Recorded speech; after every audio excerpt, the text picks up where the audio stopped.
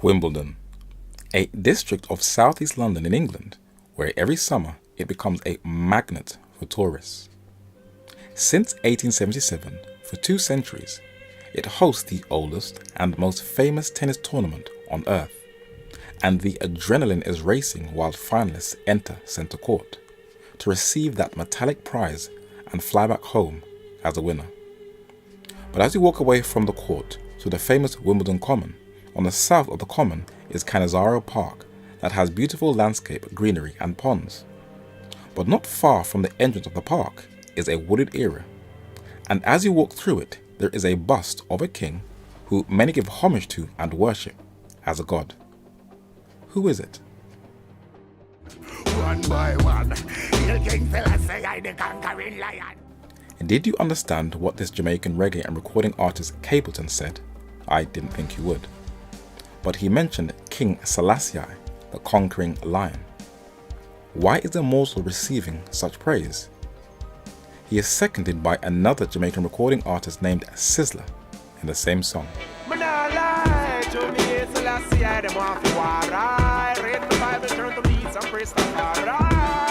Sizzler also mentions Selassie, but he also calls him Rastafari. In an isolated part of the park, standing alone, is a facial bust and torso of a man who once stayed in Wimbledon on these grounds as an asylum, while his home country, Ethiopia, was being invaded by the Italians led by Benito Mussolini. This king titled himself Haile Selassie, which means the power of the Trinity, and he was the last king or emperor of Ethiopia. If you speak to your average Ethiopian, they would tell you he was no different to any monarch they had previously. But to a group of men, he is not just revered, he is worshipped as God, who they also call Jah. And when he paid a visit to Jamaica, in the West Indies in the Caribbean, a group of men had already named themselves after him. His birth name was Tafari Makonnen Wode Mikael. The Ethiopian Amharic word Ras means head or prince or chief, and Rastafari is believed by this group of men as Jesus Christ incarnated. Where did these men get that idea from? From their own books, they believe that Selassie is a fulfillment of Bible prophecy, the second coming of Christ. So much to behold, every eye shall see him. But how did these men come to that conclusion? It was a product of a Jamaican man of Anglican stock, titled the First Rasta, Leonard Percival Howell, who wanted to racialize the gospel, declaring a mortal a god and turning an African king into the Messiah for the black race, declaring that Selassie was the Lion of the tribe of Judah. The book of Revelation, written on the Isle of Patmos, mentions the Lion of the tribe of Judah in the 5th chapter, who opens the 7 seals, which is describing a history of the church. But this is an event that takes place in heaven, for a door was opened in heaven, not on earth. So Mr. Howell misapplied what the Bible was actually talking about. It was the late Jamaican reggae recording artist Robert Nesta Marley, better known as Bob, who popularized this peculiar movement onto the world stage that gave it global credibility. But in the West Indian community where it was born and spread, it seemed rather odd. Apart from the Benin Empire of Nigeria in West Africa, and the Nubian Empire of the Sudan in East Africa, where men had braided their hair, it was very alien and strange to see black men grow their hair long without combing it and leave it to grow wild like hippies, where they will also wear turbans on their heads, and to make things even worse, inhale smoke into their lungs by burning the plant cannabis, turning it into ganja and robbing it of its medicinal properties. Where did this strange phenomenon come from? It is from the Sadhu, who far precede the Rastas. They are Hindu ascetics or mystics who practice yoga, whose origins date back to the BC era, who wear turbans on their heads, grow dreadlocks, and who also smoke marijuana, especially during a Hindu festival in honor of the god Shiva. So these customs can be traced to Hinduism. What is interesting is that Haile Selassie never grew his hair long, and there is no record of him smoking weed. But while he was staying in Wimbledon, chilling with the aristocracy of the UK, the Italians were arming men in the north of his country, in what is now called Eritrea, in an attempt to fully submerge the only African country that was not colonized by Europeans, Ethiopia. But it was a country that was not to be easily walked over, and many of its most bravest warriors were not men, but women, who fought teeth and nails, sometimes barefoot, to preserve the heritage of their country. While Selassie was in England, another man in England who once highly respected him turned on him, and in 1937 blasted him and called him a coward for abandoning his people. This man is little known today, but his signed letters are on sale for almost $7,000 online. He led the largest mass movement of black people in history, and his influence was so strong that a young revolutionary Vietnamese attended his lectures in Harlem and learned from him about colonialism. His name was Ho Chi Minh, who took these revolutionary ideas to his native country in his struggle against the French, the United States government and the Saigon government, and he created the Democratic Republic of Vietnam, becoming its first president and prime minister that provoked the infamous Vietnam War. This man's influence posed a threat to not only the colonial powers, but to the United States, who developed a whole agency whose bureau grew and expanded as a result of closely surveillancing his movement, infiltrating it with carefully trained men to destroy it. In Brixton in South London, there is a road named after him. In Haringey in North London, there is a library named after him, and the British Labour MP leader Jeremy Corbyn campaigned for it to remain open. And in Kensington Olympia in West London, there is a park named after him, for it was in London, England, that he developed his ideas that led to a Pan-African philosophy to inspire a global mass movement. Who is this man called Marcus Mosiah Garvey Jr.? And what impact has he left on the Black conscious movement? We shall explore his philosophy during this study.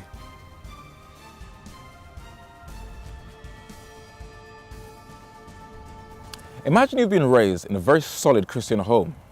You've had a good upbringing and your faith is quite strong. But then all of a sudden, you've been challenged. Someone says to you, look mate, you see religion? It's a load of rubbish. It's all about control, stealing your money, and it's man-made. And by the way, you're actually following a white man's religion. You pray to and worship a white Jesus, and you read a book called the Bible, which is a white man's book. This is a challenge that many have been confronted with in the black community. And we're going to deal with that challenge at the end of this study. But this study is going to cover the life of a man by the name of Marcus Mosiah Garvey and the influence he has had on the world. But before we go into his lifestyle, I'm going to show you how England has been the home of many revolutionary ideas, including many isms that includes Pan-Africanism. This study is going to cover many areas that many may find very sensitive. So I encourage you to fasten your seatbelts because the ride is going to get quite bumpy. England is a tiny weeny dot on the planet, but it has had one of the greatest influences on the modern world. And for a place so small, it is hard to believe that its influences have covered the globe.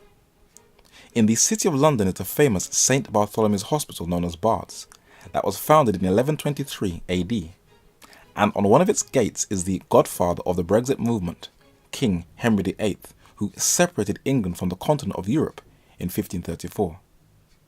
His daughter, Queen Elizabeth I, whose statue is engraved on London's Harrow School in northwest London, continued the struggle of her father, and the naval war against Spain put Britain on the map as a rising dominant world power, where in Plymouth there is a plaque in honour of her expanding the English Empire by Sir Humphrey Gilbert, the English soldier, adventurer, and Member of Parliament.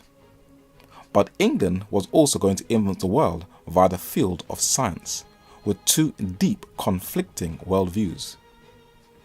Inside of London's Westminster Abbey are the buried remains of two men who have both shaped how we view religion, race, sexuality, and politics. Sir Isaac Newton was a genius. This Cambridge-educated mathematician, astronomer, and physicist, as his own words said, stood on the shoulders of giants and gave us a clear understanding of the laws of gravity, where he laid the foundation of classical mechanics, contributed to the laws of optics, and through his telescopic lens made us understand how the universe functions and how the heavens work. He documented his finds in his famous Principia, but he was to encounter an idea that was to resurface in the 20th century. Many people see the Big Bang as a theory that was compiled in the 1930s that teaches that a huge explosion brought our Earth into being. But this was an idea that existed in Newton's day. In the notebook under of God, he wrote, "Were men and beasts, etc., made by fortuitous jumblings of the atoms, there would be many parts useless in them. Here a lump of flesh, there a member too much. Some kinds of beasts might have had one eye, some more than two." But he concluded in his Principia that God is the same God, always and everywhere. In him are all things contained and moved. You see, when Newton looked up to the heavens, he was in awe and knew that every color, molecule, and shape was designed by God for his glory, for man to observe and glorify his creator. But another scientist buried in the same building wanted to counteract that idea, and instead of giving God the glory, he wanted to give man the glory and return man back to the worship of nature. Charles Darwin, like Sir Isaac Newton, was educated at the University of Cambridge. He was a keen observer and fascinated with nature and the origins of life. He was blown away at giant tortoises at the Galapagos Island when he paid there a visit, and it intrigued his curiosity. But he wanted to remove God out of the picture. His friend Alfred Russel Wallace came to the same conclusion as Darwin. And Herbert Spencer, who coined the phrase the survival of the fittest, also came to the same conclusion and spread Darwin's ideas. Ernst Haeckel, the biologist, naturalist, physician, and professor, spread Darwinism in Germany. And Asa Gray spread Darwin's views of natural selection in the United States, but he differed to Darwin on God. This letter was written in 1880 from Charles Darwin to a fan, and it declares his worldview. He said, "I am sorry I have to inform you that I do not believe in the Bible as a divine revelation, and therefore not in Jesus Christ as the Son of God." So he wrote a book titled The Origin of Species in 1859. But as you open it, it is actually titled The Origin of Species by Means of Natural Selection, or the Preservation of Favored Races in the Struggle for Life, a blatant promotion of racial superiority. So who are these apparently lower races? England was also the home and the development of photography, where Thomas Wedgwood was one of the first pioneers in this modern phenomenon. Herbert Baysdale was an Australian who was one of the few who championed for better treatment of Australian Aborigines. He took photographs of them and penetrated into areas and communities that most whites had not even heard of. And even if they seemed or looked primitive to the European colonists and settlers, he disagreed with their mistreatment. But there was a reason for his dismay. These Australian Aborigines were forced off their land by white settlers and used for an exhibition, and as you can see, they do not look impressed, and there is a reason. French Prince Roland Napoleon Bonaparte was an anthropological photographer whose grandfather was the brother of Emperor Napoleon. He took some photographs in 1885 of Australian Aborigines that was to reinforce Darwin's ideas. Jenny on the right, her son Toby in the middle, and Billy on the left are described in the pamphlet on the right as ranting man-eaters, veritable bloodthirsty beasts in distorted human form, and the last line reads, the lowest order of man. But they weren't the only ones to be treated in an inhumane manner. The businessman Maurice Maitre is standing on the left, with the Selkman or owner tribe who were forcefully brought to this exhibition in 1889 to prove that they were an inferior race. They had no chiefs. Everybody was one. They were a very peace-loving people situated in Tierra del Fuego in Argentina, who were very similar to the Aborigines in their simplicity of life, body paint and their nudity. Their only item of clothing was the fur of the hunted guanaco, and a few American explorers such as Frederick Alfred Cook and Charles Wellington Furlong studied them, photographed them, and respected their culture.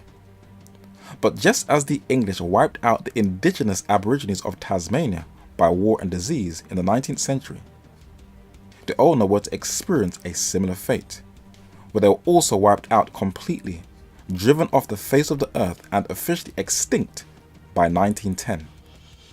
It was Julius Popper, a Romanian-born Argentinian explorer of a Jewish family, and Ramon Lister, an Argentinian-born soldier and explorer who led this genocidal ethnic cleansing program starting in the 19th century.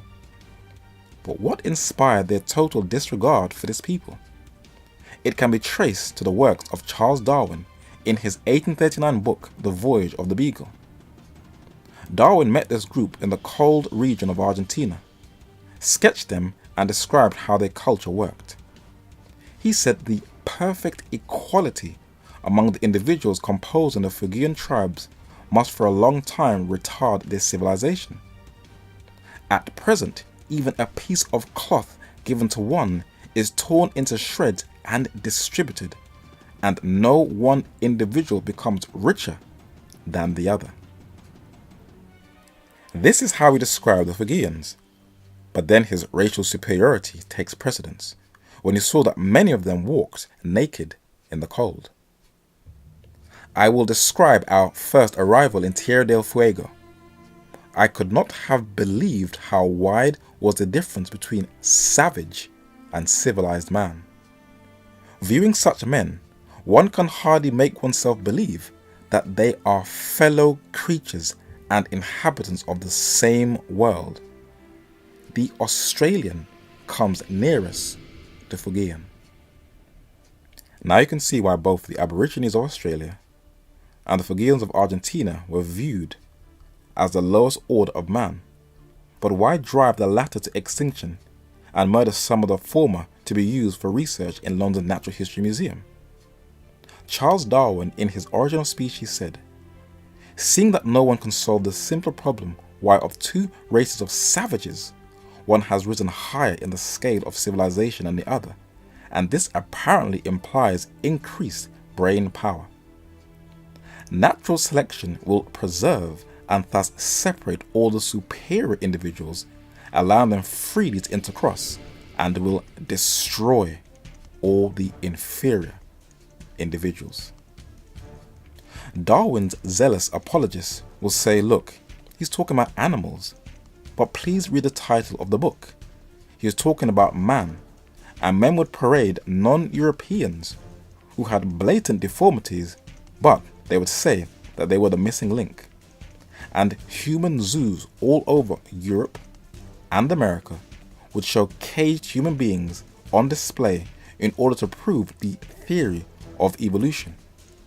And you can clearly tell the difference between Newtonian science and Darwinian science, especially when unscientific charts by Ernst Haeckel are turned into a reality, when a Congolese man by the name of Otto Benga was on display in a zoo in New York in an attempt to prove that the black African was the missing link between monkey and man. And this pseudoscience that started in England has spread all over the world, and man still thinks he is descended from some creature in the primordial soup, which is so ridiculous. But Darwin is still revered, as in the video game Assassin's Creed, where he is portrayed as this brilliant innovator of human thought. But his ideas were to also inspire another man who came to England, Karl Marx, who also had one of the most powerful influence on the 20th century, including the field of economics and on how a state should be run. Marx, a German Jew, was baptized a Lutheran, but somewhere on his journey through reading the writings of Friedrich Hegel and Ludwig Feuerbach, he became disillusioned with religion. But his 1848 book Communist Manifesto, if read carefully, does promote equality in a modern society. His ideas have still influenced communist guerrillas such as FARC in Colombia, the oldest insurgency army in the world that has taken part in the largest civil war in the world, and Marxist guerrillas in the Philippines, who, like the Colombians, have also been waging war against the state since the 1960s. China in Asia has also been dominated by Marxism throughout most of the 20th century, leading into the 21st, where it dominated every aspect of that republic. But while Marx is revered by many for being a voice of the downtrodden, he was actually bankrolled by a fellow German and by the very system he was opposed to.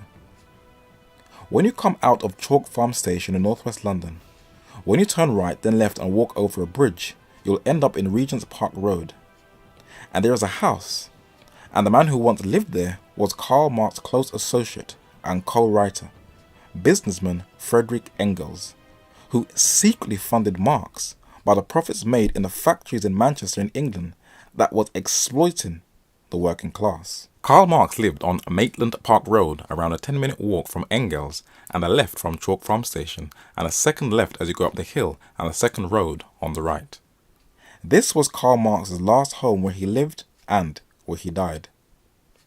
And it was in North London, in the famous Highgate Cemetery, that you have to pay to enter into, where his body was laid to rest in a very expensive mausoleum in London, in England. But when he lived in London, England, by Piccadilly Circus in Soho, this is where this German immigrant developed his revolutionary ideas, where he would spend hours just down the road in the British Library that was then in London's British Museum, where he wrote his next book, Das Kapital, that was actually co-written by Engels. So it was in London, England, where communism's ideology developed and was spread. Karl Marx was also a heavy drinker and would spend his time in this pub, the Water Rats, and inside of the pub there is a photo of him, but underneath this photo was apparently another regular in the pub, Russian revolutionary Vladimir Lenin. Around the corner on Percy Circus in the London borough of Islington once lived Vladimir Lenin in 1905.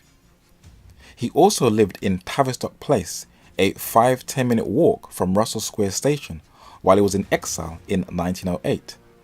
And a 10-minute walk from his home, he would also spend hours in the British Library, where he discovered the writings of Karl Marx, and he would write articles in Clerkenwell Green in this building, a 50-minute walk from Barbican Station, today called the Marx Memorial Library. And it was in London, England, that developed the seeds of the Russian Revolution. But who financed Lenin to topple the Tsar during the Russian Revolution? This is one of the most controversial episodes of modern human history. This is a photo of Robert Minor, a leading member of the American Communist Party and a political cartoonist.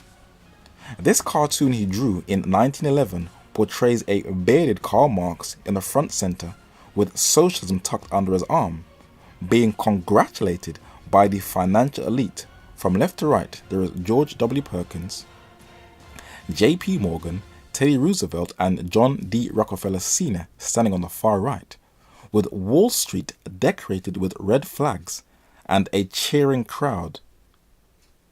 What does that mean? Did this artist have some insight? John Piermont Morgan was a famous American banker and financier whose monopoly once had a financial hold over Wall Street and the US economy.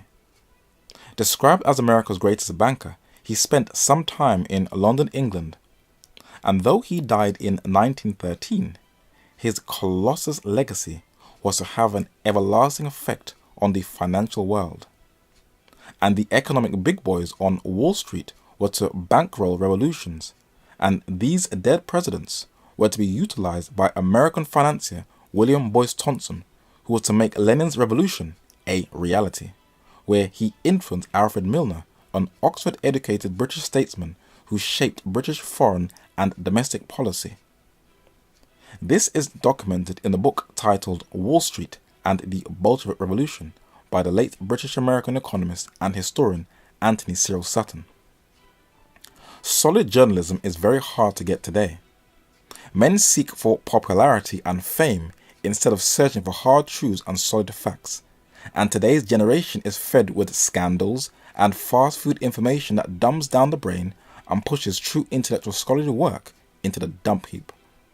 But the declassified files of the Hoover Institute at Stanford University, where Anthony C. Sutton worked, the files of the US State Department, the files of the American Red Cross organization that highlighted Raymond Robbins, a front for the organization, London's National Archives with intelligence cables from the British War Cabinet under British Intelligence Chief Sir Basil Hulme Thompson, and the autobiography of British diplomat and secret agent Sir Robert Hamilton Bruce Lockhart. Conflicts with the accounts of George Kennan, the US diplomat to Russia, who deleted facts about the banker's role in the Bolshevik Revolution that included the Swiss bank Naya Banken and the Swiss banker Olaf Ashberg, along with Wall Street financiers, bankrolled Lenin into power. Anthony C. Sutton documented all.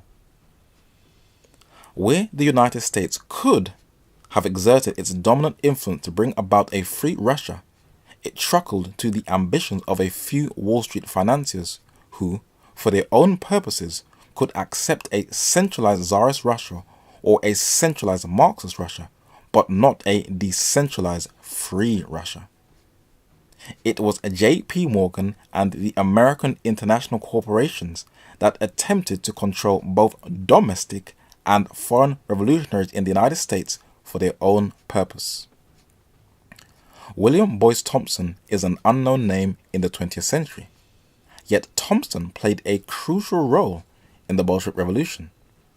A letter from J.P. Morgan to the State Department, 861.51/190, confirmed that Morgan cabled 425,000 rubles to Thompson at his request for the Russian Liberty Loan. Raymond Robbins joined the 1917 American Red Cross mission to Russia as a social economist. Robbins made no bones about his support for the Bolsheviks. Defeating Germany and inhibiting German exploitation of Russia was the argument used by W.B. Thompson and Raymond Robbins. The Wall Street Project in Russia in 1917 used the Red Cross mission as its operational vehicle. The American Red Cross mission, or perhaps we should call it the Wall Street mission to Russia, was financed by William B. Thompson, described in the official Red Cross circular as Commissioner and Business Manager, Director, United States Federal Bank of New York. In 1914, Thompson became the first full-term director of the Federal Reserve Bank of New York, the most important bank in the Federal Reserve System. Thompson's contribution to the Bolshevik cause was recorded in the contemporary American press. The Washington Post of February 2, 1918 carried the following paragraphs. William B. Thompson, who was in Petrograd from July until November last, has made a personal contribution of $1 million to the Bolshevik for the purpose of spreading their doctrine in Germany and Austria. Lord Milner in England provides the transatlantic example of banking interests, recognizing the virtues and possibilities of Marxism. Milner was a banker, influential in British wartime policy and pro-Marxist. Milner had a former British consul in Russia, Bruce Lockhart, ready and waiting in the wings. Lockhart was briefed and sent to Russia with instructions to work informally with the Soviets. British War Cabinet papers now available record that British policy was diverted towards the Lenin-Trotsky regime by the personal intervention of Thompson with Lloyd George in December 1917. The British Prime Minister who met with William Thompson in 1917 was not a free agent. Lord Milner was the power behind the scenes. So Leon Trotsky standing on the right and Vladimir Lenin standing on the box on the left were bankrolled by the international bankers with full complicit support of the British government. And this is documented from official declassified state papers in the United States and in the United Kingdom. But both Lenin and Marx were not the only foreigners to find asylum and develop their craft in England and influence people's worldview. An Austrian neurologist, the father of psychoanalysis, Sigmund Freud by name, found asylum in England to continue his erotic philosophy. Most of his ideas are rejected today, but as a Jew in 1938, he had to flee from another fellow Austrian, a painter turned dictator, Adolf Hitler, who, like the Bolsheviks in Russia, was financed and supported by the international banking cartel. This was documented in another book by Anthony C. Sutton, Wall Street and the Rise of Hitler, where US oilman Walter C. Teagle, the head of Standard Oil New Jersey, today called ExxonMobil and Esso, supplied the oil that fueled Hitler's ships, tanks, jeeps, planes, and cars, and the classified documents that are openly available to the public are now revealing that there were portions of corporate America that propelled Adolf Hitler into power. When Americans say they helped to end the Second World War, they should also say they helped to make it happen. English bankers, a small clique within the Bank of England, also played a role in assisting the Nazis. But this was in secret without Parliament consent. So war is indeed a business. And this is why Sigmund Freud fled to northwest London, about a 10 to 15 minute walk from London's Finchley Road station, where he was able to live in peace until he died in 1939. And his house is now a museum. Being a Jew, he was buried in a Jewish era, Golders Green, in one of the most famous burial sites in England, Golders Green Crematorium, the final resting place to many famous people in the UK. The horror genre that revived that ancient superstition of fear was developed by a man whose remains are in here, who created people's fascination with vampires, the most famous being Count Dracula, a novel written by Irish author Bram Stoker. His cremated remains are in an urn along with his sons, and in another room are the ashes of Sigmund Freud with his wife's in this ancient Greek vase that was among his private collection in his house. So England, especially London, has become the home and asylum of many revolutionary ideas in theology and in science, and many different isms that include Freudism, Marxism, and Darwinism. But it also became the home of another ism, Pan-Africanism, and there is a monument in London's Westminster dedicated to the Anti-Slavery Society. There are a number of coins in English museums that show the abolition of slavery in English plantation colonies. And even though many English men championed for slavery to end, what is not known and is downplayed is that these abolitionists were actually driven and inspired by black Africans themselves. A 10 to 15 minute walk from this monument, you will come to London's Foreign Office, the department of the government of the United Kingdom that is responsible for promoting and protecting British interests worldwide. Inside the grounds is a plaque dedicated to a man who was born on a slave ship but who was eventually freed and lived among the English aristocracy. In Greenwich Park in South London, behind the famous Meridian line of Greenwich Observatory, is a wall with two plaques, and the one on the right has Ignatius Sancho's name engraved on it, and a few lines of his life and his role in opposing the slave trade.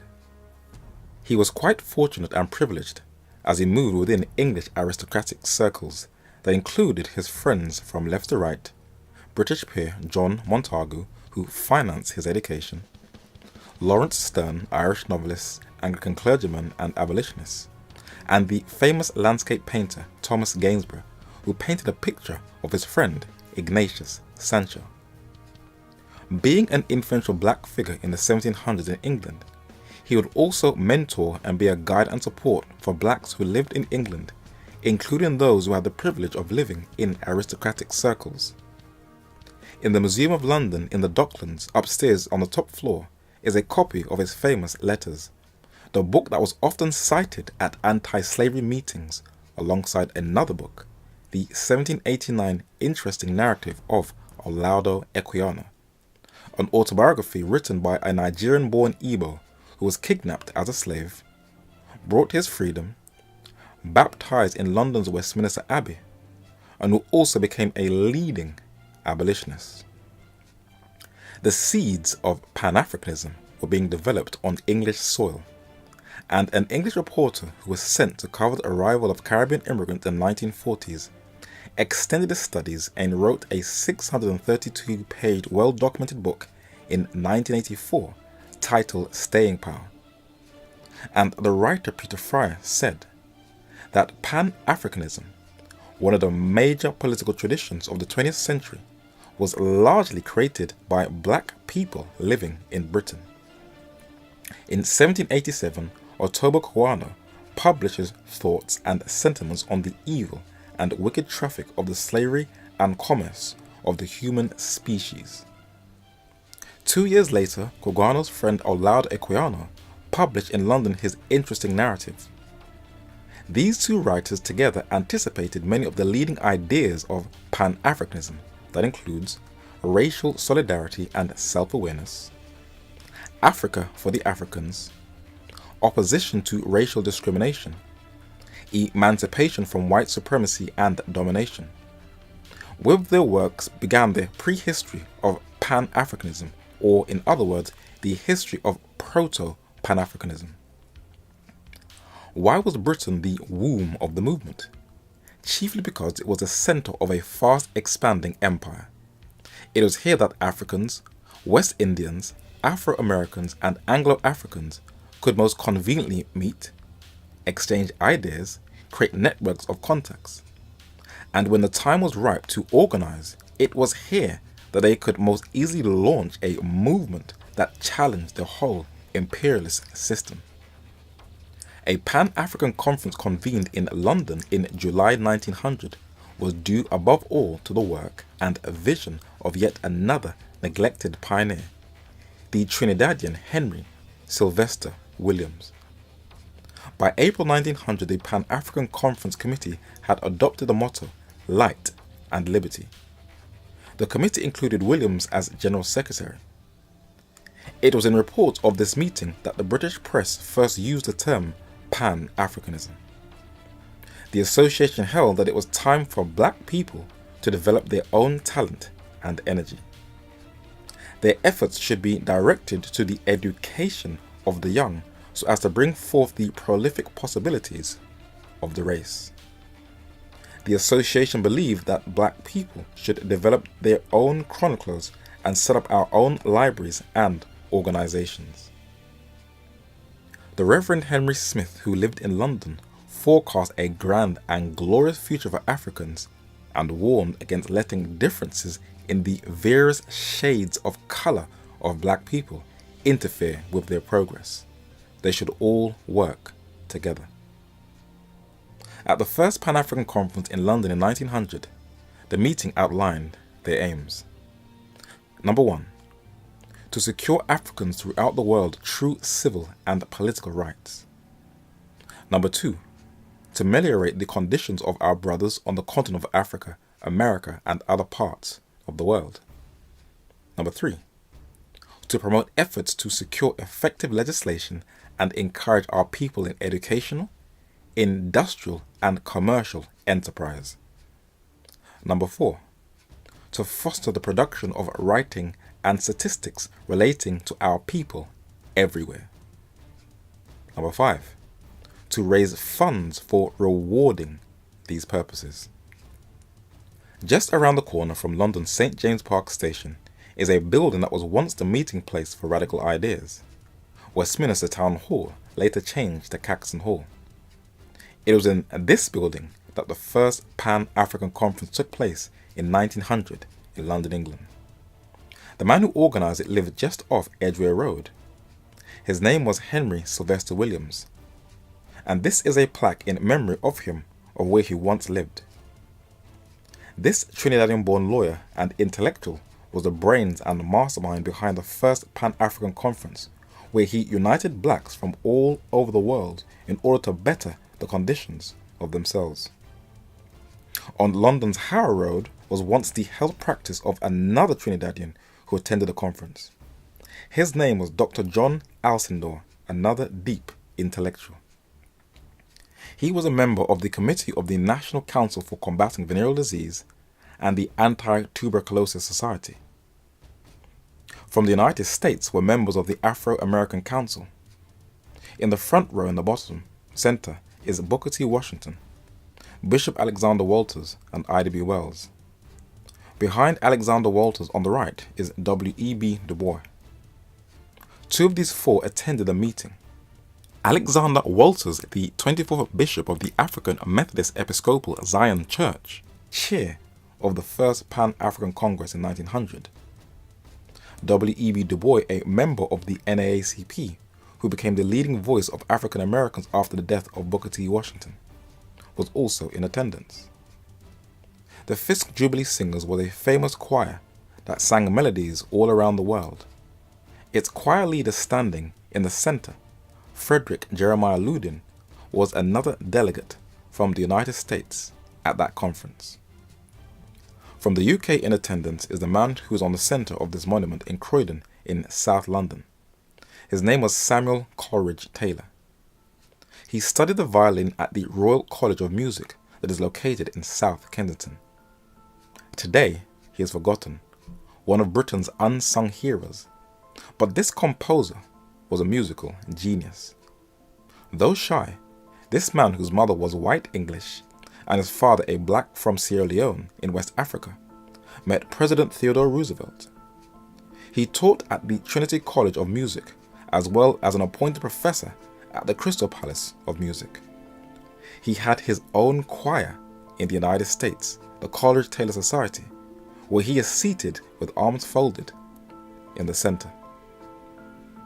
His close friend was African-American poet Paul Laurence Dunbar, who he met in 1896, the year Dunbar wrote the poem We Wear the Mask, describing the outward smile African-Americans wear that conceals a deep torment in the heart from the pain and suppression from the after effects of slavery.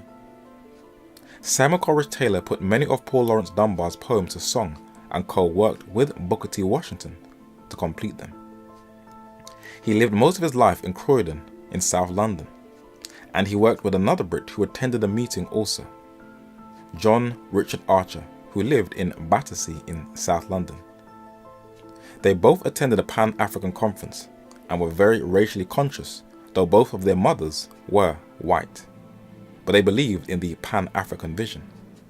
This painting is in London's British Museum, and it shows the Battle of Adwa in 1896 in Ethiopia, where the Ethiopians under Emperor Menelik defeated the Italians. Though the narrator has no documented evidence, it is said that Haiti's ambassador to Ethiopia, Benito Sylvain, supplied the funds to assist the Ethiopian army, and this Haitian diplomat was also a representative from the Caribbean at the Pan-African Conference. At this meeting, Africans didn't see blacks of the diaspora as uneducated, godforsaken slave babies. West Indians from the Caribbean community were not fighting over small island, big island. African Americans did not come with the superior house Negro mentality, thinking that they are the greatest gift to the black race since the days of the pharaohs. This was true black consciousness in its purest form, where differences were set aside and they needed to help each other in order to better the advancement of the black race. The idea was good, but it didn't develop. But one man was to pay a visit to London, England, a number of years after that meeting, and he was going to take the Pan-African Conference plans to a whole new level. What people dreamed of, he was going to turn into a reality. In the London newspaper, The Telegraph, when reviewing a book on the life of Marcus Garvey, it said that it was London, not Harlem or Kingston, that really made Marcus Garvey. In the months before the outbreak of the First World War, the imperial capital was buzzing with ideas of national awakening and Pan-African unity. A universal racist congress had already taken place before Garvey even arrived. So none of Marcus Garvey's ideas were original, but he wanted to develop a Pan-African vision where blacks totally depended upon each other with no outside help, as this recording of his confirms. Any leadership that teaches you to depend upon another race is a leadership that will enslave you. Any leadership that teaches you to depend upon another race is a leadership that will enslave you. So what drove this man to attempt to create a Hamitic utopia? What was the climate like in the post-slavery world, and what ideologies were then driving men's thinking? Darwinism gave racism scientific credibility. It put one race higher than all the others, calling one civilized and the others as savages. These ideas were embraced by Charles Darwin's cousin, Francis Galton, an English Victorian statistician who coined the phrase eugenics. He viewed blacks as being far more intellectually inferior to whites, and these ideas were also embraced by the European aristocracy, as you can see in this photo, where Kaiser Wilhelm, the German emperor who was drawn into the First World War, is at a human zoo where blacks are on display as inferiors. Marcus Garvey wanted to change that perception and give blacks a level of respect he thought they deserved. And unlike other blacks at that time, he financed himself and was very well travelled. You see, travelling does expand your thinking. He saw the conditions of his fellow Jamaicans, and he wondered if blacks in other parts of the world were in a similar position. So he travelled to places like Costa Rica in Central America, that is geographically situated between the Caribbean and the Pacific, and he conducted open-air lectures with huge crowds, encouraging blacks on how to better themselves as a race. He visited the only English-speaking country in Central America, Belize, and saw that they were in a similar position to blacks in Jamaica and Costa Rica. He also paid a visit to Panama and saw that black West Indian workers were one of the major driving forces that helped to build the famous Panama Canal. This troubled Garvey, and he wanted to do something about it. In the 1973 Encyclopedia Britannica, Volume 10, it gives an analysis of his goals and what he wanted to accomplish. Marcus Mosiah Garvey, organizer of the most important nationalistic movement among Negroes, which, reaching its peak of influence in the 1920s, once again gained currency and popularity in the late 1960s among some Negroes disillusioned by the slow progress of integration. From the platform of Liberty Hall in Harlem, which the UNIA brought in 1919, Garvey spoke of a new Negro who was proud of being black. The term black and proud is from Marcus Garvey. He reached the height of his power in 1920 when he presided at a convention in Liberty Hall with delegates from 25 countries. By 1919, Garvey claimed a membership of 2 million, though the exact number of the UNIA was never clear, but it is certain that he established what was the largest mass movement among Negroes until his time and beyond. So no one has ever accomplished what he did, and it was in London, England that he developed his skill, for as a printer and journalist by trade, he would write articles for journalist Deuce Muhammad Ali's magazines, the African Times and Orient Review, the first political journal produced by and for black people ever published in Britain. He would also do lectures mostly in West London, to promote his ideas and to win people over to his Pan-African vision. He educated himself in Birkbeck, the University of London, where he studied law and philosophy, and is among one of their most famous alumni. And a 10-minute walk from this campus, like Marx and Lenin, he expanded his thinking, where he would spend hours among the second largest book collection in the world after the Library of Congress in the United States, in the British Library that was then in the British Museum, that is now situated in London's King's Cross. His Pan-African worldview was shaped by the writings of Edward Wilmot Blyden, the Liberian ambassador to the UK who was born in the US Virgin Islands in the West Indies, who has been titled as the father of Pan-Africanism. Dr. Joseph Robert Love, a Bahamian-born Haitian doctor, educated in New York, who was a journalist in Jamaica, was a mentor and a major influence of Marcus Garvey. But the book that changed his whole worldview while in the British Library was Up From Slavery by Booker T. Washington, and Garvey was so impressed that he contacted Booker T. Washington and they arranged to meet up and have a meeting, but Booker T. suddenly died in 1915 before they could ever meet. Who is Booker T. Washington? After emancipation and Reconstruction in the United States, Booker T. Washington, who was born a slave, educated himself and saw the supreme power in education and in something many blacks today in the West are renowned for running away from: reading books. He believed that a solid education and learning agriculture were in the best interests of blacks to progress. For if they had their own property and cultivated their own lands, then they will not have to be dependent upon the government and the state for their food if they were planting it themselves. He founded and became the first president of the Tuskegee Institute and was bankrolled by the man who was seated next to him on the right, Scottish-American industrialist billionaire Andrew Carnegie, who donated $20,000 to erect a new library.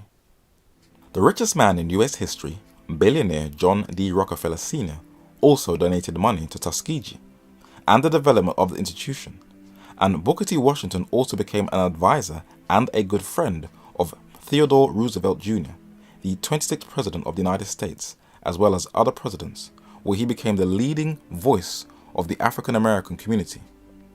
He recruited scientist and inventor George Washington Carver that gave Tuskegee an intellectual edge, and Carver, on the bottom row, would give Bible studies to spiritually enrich the students' growth and teach students the depth of science and botany so that they were equipped for the real world. In his day, and to this very day, African Americans label Booker T. Washington as a sellout for depending upon white corporate America, but his critics had not even come near to what he accomplished. Garvey was an admirer of Booker T, but he wanted to create a movement that was totally independent, where there was no outside help, so that whites could not say they cannot accomplish anything without our help. So Garvey's second wife, Amy Jacks Garvey, rescued his ideas and writings, put all of his notes together, and presented to the public the vision of her husband. Marcus Garvey said, "I was born in the island of Jamaica, British West Indies, on August 17, 1887. My parents were black Negroes. I became a printer's apprentice at an early age while attending school. I saw the injustice done to my own race. I went traveling to South and Central America and parts of the West Indies to find out if it was so elsewhere, and I found the same situation. I set sail for Europe to find out if it was different there. I read of the conditions in America. I further learned of the horrors of native life in Africa. I asked, where is the black man's government? Where is his king and his kingdom? Where is his president, his country and his ambassador, his army, his navy, his men of big affairs? I could not find them, and then I declared I will help to make them." I read Up From Slavery by Booker T. Washington, and then my doom, if I may so call it, of being a race leader dawned upon me in London after I had travelled throughout almost half of Europe. I boarded a ship at Southampton for Jamaica, where I arrived on July 15, 1914.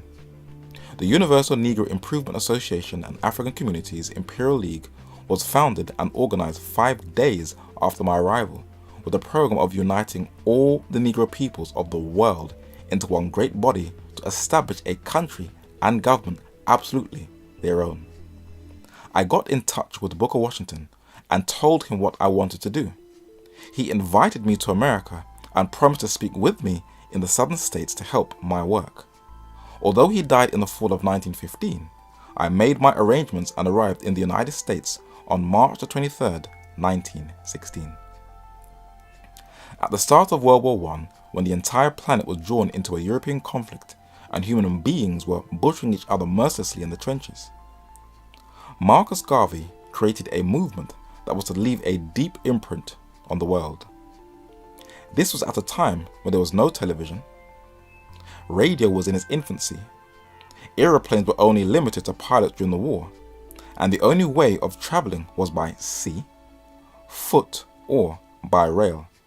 And with these limitations, Marcus Garvey was able to communicate his message to millions of blacks all over the world.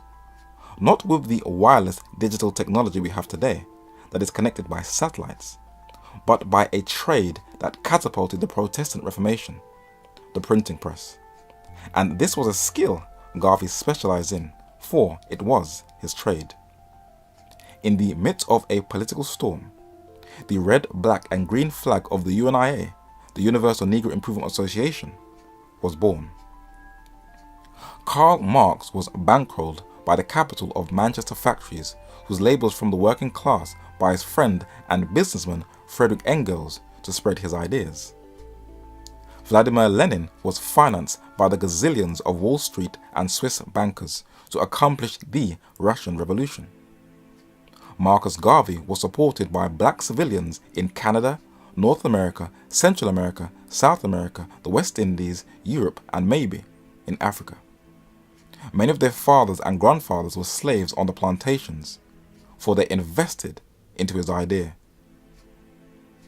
James Van Der Zee was a famous Harlem photographer who worked with Garvey with this phenomenon from England to capture and share to the world this growing movement.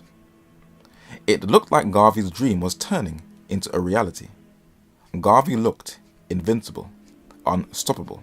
His empire he wanted to create looked like it was going to work. The only problem was, without consulting the natives of Africa, he announced the Empire of Africa in 1921, appointing himself provisional president while creating the Universal African Legion, Universal Black Cross Nurses, Black Eagle Flying Corps, Knights of the Nile, and other orders. With huge rallies in Harlem in New York, it was something no one had ever seen before, and it was this movement of Garvey's that helped to inspire the Harlem Renaissance, the name given to the cultural, social, and artistic movement of artists, musicians, photographers, poets, and scholars. While many African Americans saw Garvey as an outsider and his views as very alien, as noted previously, his ideas were not original. A Harvard-educated African American radical, Martin Delany, was one of the first to speak of Africa for the Africans. But Marcus Garvey attempted to rebuild a whole continent, a daring project, but he still pressed forward. He created a shipping line in 1919, the Black Star Line Incorporated, for he was tired of the second-class treatment blacks experienced while on board ships, and he purchased a number of ships, renamed them after black heroes and heroines, and the entire crew of the Black Star Line was predominantly black, where they would sail throughout the Americas and also, eventually, to Africa. He also sent a delegation to the League of Nations, the precursor to the United Nations, at Geneva in 1922, where he would have representatives to represent the UNIA with special instructions to the Secretary General, Sir Eric Drummond, of the objectives of the UNIA that was beginning to agitate the colonial powers of France and Britain, who were beginning to see Garvey as a threat to their economic interests. But Garvey's influence was not just ringing in the ears of blacks. There were others who were taking note. The US military sprayed millions of acres of land in Vietnam with Agent Orange in the 1960s, when the world's greatest superpower was defeated by peasants. Even though US troops are receiving compensation for the damage caused by that deadly poison, to this very day, the poison that has been left in the soil and in the waters of Vietnam has left many children being born with some serious defects and deformities, some of them even being born without eyes. Unless you have experienced a war for yourself, you will never know what people go through. We only get the one-sided, sanitized view of the conflict in the news. There is also a generation of fatherless children who are outcast in the country that they were born in because they were either mixed or their mothers were prostitutes. And the United States government was fighting against an ideology they helped to promote in Russia, Marxist Leninist communism. Was this blowback? They were at war against the late Ho Chi Minh, who helped to create the Communist Republic of Vietnam in the north, who is still a controversial figure to this very day. To many, he was a liberator, a revolutionary, a patriot, a hero, who championed the cause of the downtrodden Vietnamese peasants from French Catholic colonial rule. To others, he was a brutal autocrat who mercilessly murdered innocent people and purged dissidents. While in France, closely surveillanced by the French police, this photo of him in 1920 shows him swearing allegiance to an ideology that developed in London, England, Leninism. But that wasn't his only inspiration. In a book on his life by a man who was a young US station officer stationed at the US Embassy in Saigon in Vietnam, he documented who Ho Chi Minh's other influence was. Ho Chi Minh's visit to America remains one of the most mysterious and puzzling periods of his entire life. He spent a period of time in New York City, found time to attend meetings of black activists such as the Universal Negro Improvement Trust in Harlem, an organization founded under the sponsorship of the famous Jamaican-born black nationalist Marcus Garvey. Many years later, he told a delegation of peace activists who were visiting Hanoi at the height of the Vietnam War that he had been strongly moved by the plight of black peoples around the world and had contributed generously to the movement. If Garvey's ideas had that level of influence, then he had to be stopped at all costs. And a US law enforcement agency in his embryonic period started to surveillance him and his organization, for they could not afford to let that level of influence grow throughout the United States and the rest of the world. Who are they? Hi, my name is Jim Comey. I'm the director of the FBI. Thank you for visiting this website.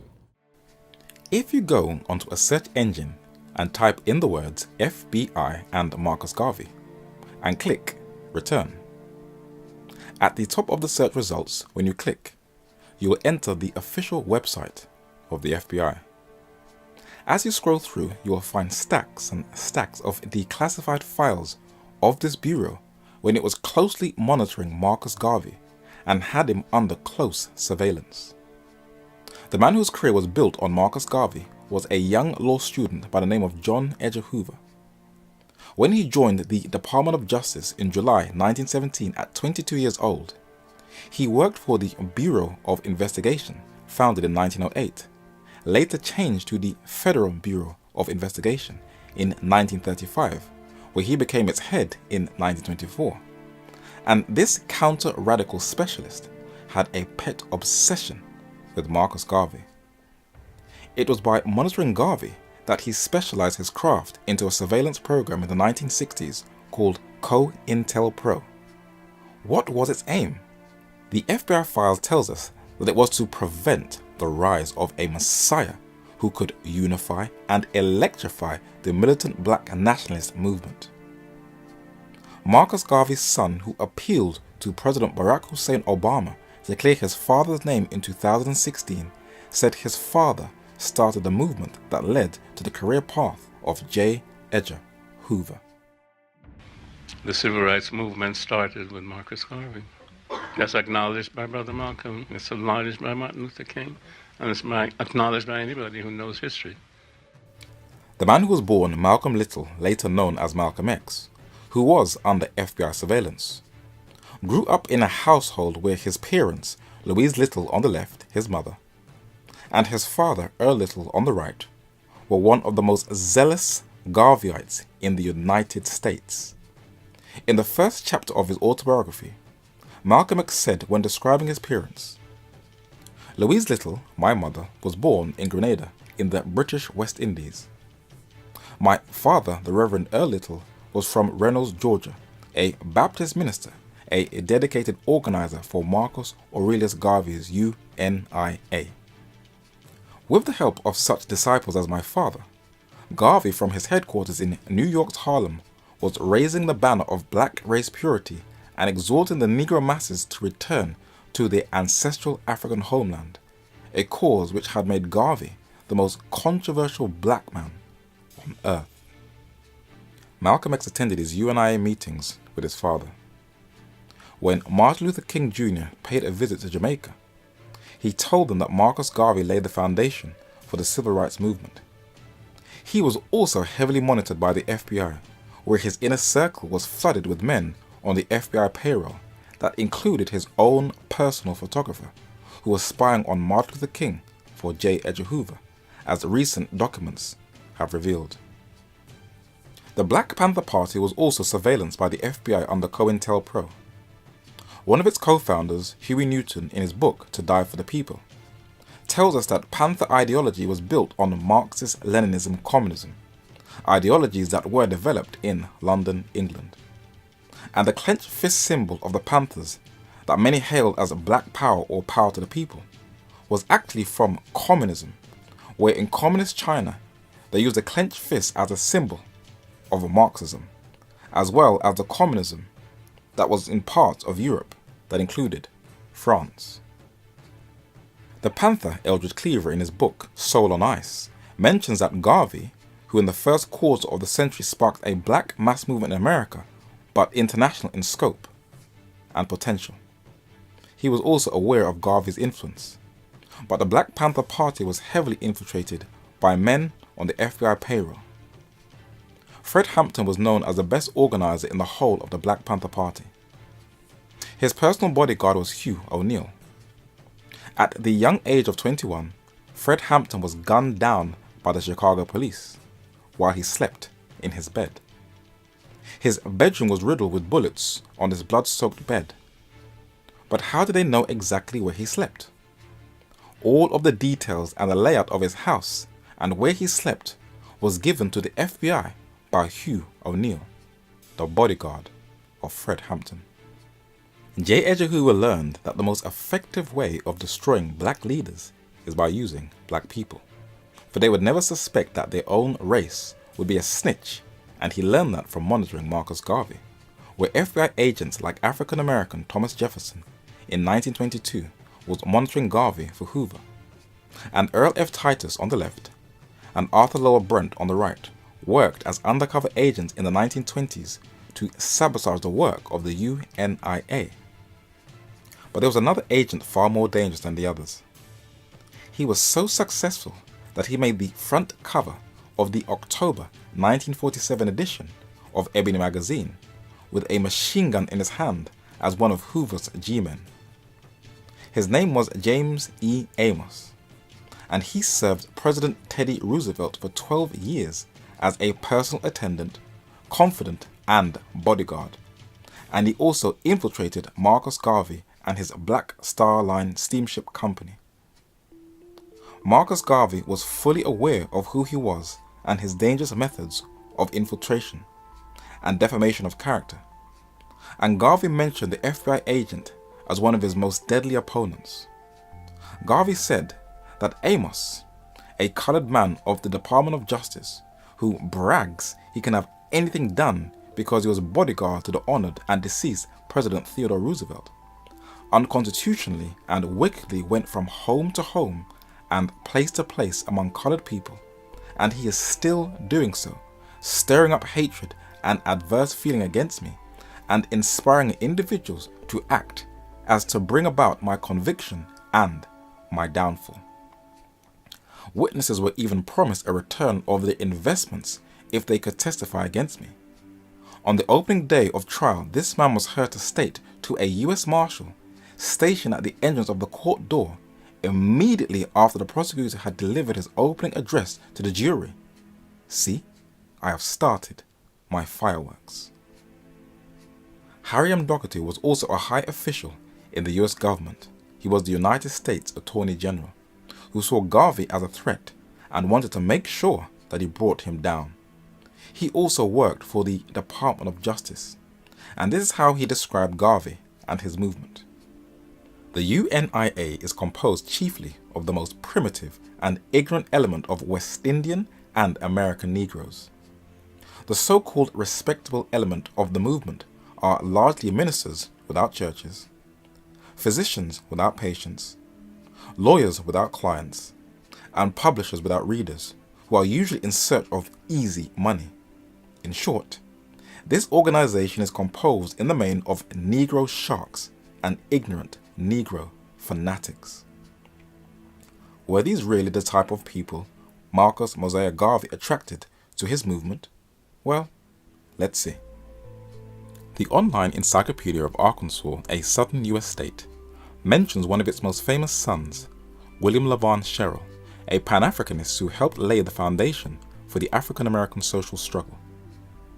He was an African-American intellectual, son of a Methodist Episcopal minister, a businessman and a member of the professional class, who joined the UNIA in 1921 and became the Assistant President General in 1922. This monument in Belize in Central America is dedicated to Mr. Isaiah Emmanuel Morta, a descendant of the Igbo in Nigeria who was a member of the UNIA. But what made this man unique to have his monument erected? He was Belize's first black self-made millionaire, who was nicknamed Guinea Sugar. And while in New York, he spent some time with Marcus Garvey before his health deteriorated. In his will, he left 2/3 of his fortune to the UNIA, equivalent to $100,000. In Guyana, in the northeastern part of South America, the Honorable Reverend R.H. Tobit was the UNIA High Commissioner for British Guyana, who had a BA. The man who titled himself Prince Kojo was born Mark Tuvalu Hueno and was nicknamed the Garvey of Europe. Born in modern-day Benin, having a wealthy father, he acquired French citizenship and was a trained barrister, a writer, a minor celebrity in Paris, and served as a doctor for the French armed forces during World War I. He was the nephew of Bahanzin, his mother's brother, who was the last independent king of Dahomey, modern-day Benin, before it became a French colony in the late 19th century Franco-Dahomey War, where he lived in exile in Martinique in the Caribbean and in Algeria in North Africa. This picture was taken in 1924 by Harlem photographer James Vanderdy. Prince Kojo is seated in the center. UNIA member George O. Mark, who went to the League of Nations in 1922, is standing on the left, and Marcus Garvey stands on the right. Men and women dressed very slick in the 1920s. It looked like everyone was dressed to the nine. But this is how far Marcus Garvey's influence was, but there were others who made the UNIA really grow. The former mayor of Washington, D.C., the Honorable Agent Fenty, officially made August 25, 2008 Henrietta Vinton Davis Day in memory of a forgotten, hard-working heroine who worked with the abolitionist movement of Frederick Douglass, as the certificate affirms. And Sheila Dixon, the former mayor of Baltimore, the following year also designated August 25, 2009 as Henrietta Vinton Davis Day. Who is this woman? On her grave, Lady Henrietta Vinton Davis is described as an actress, elocutionist, UNI leader, and a diplomat. At 15, she taught public schools in Maryland, and she was the first African-American woman employed by the Office of the Recorder of the Deeds in Washington, D.C. As an actress, she was introduced at a performance by Frederick Douglass, the former slave turned American social reformer, and she was the intellectual link between the abolition movement of Frederick Douglass, who she worked with, and the Pan-African movement of Marcus Garvey. She was not only the president and vice president of the Black Star Line Shipping Company and second vice president of the Shipping Corporation, but as the UNIA's first international organizer, she established divisions in Cuba, Guadeloupe, St. Thomas, Virgin Islands, Haiti, Trinidad and Tobago, and Jamaica, and was Secretary General of a UNIA delegation that was sent to Liberia in West Africa in 1924 to expand its vision. She was the only person in the UNIA that Marcus Garvey trusted, for she was one of the major backbones of the movement, where along with William Sherrill, who she is sitting with in the back of this car, she was one of the signatures of the Declaration of Rights of Negro Peoples of the World, a sort of Bill of Rights for black people.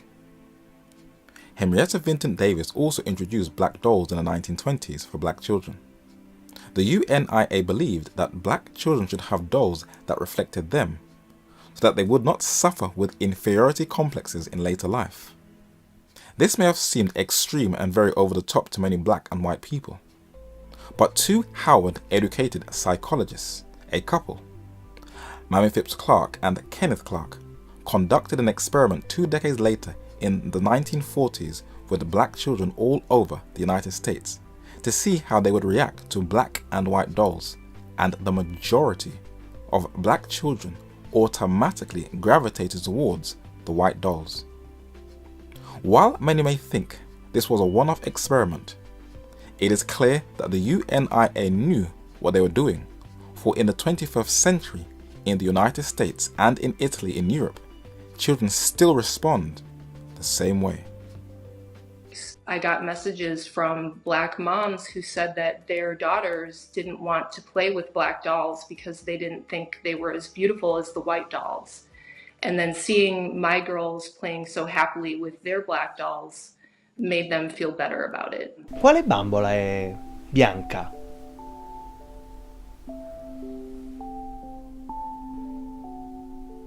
Quale bambola è nera? Quale delle due è bella? Questa. Qual è quella bella? Qual è quella brutta? Quale è cattiva?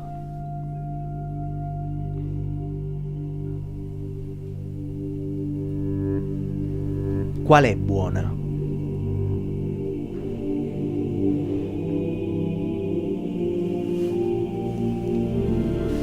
Perché è cattiva?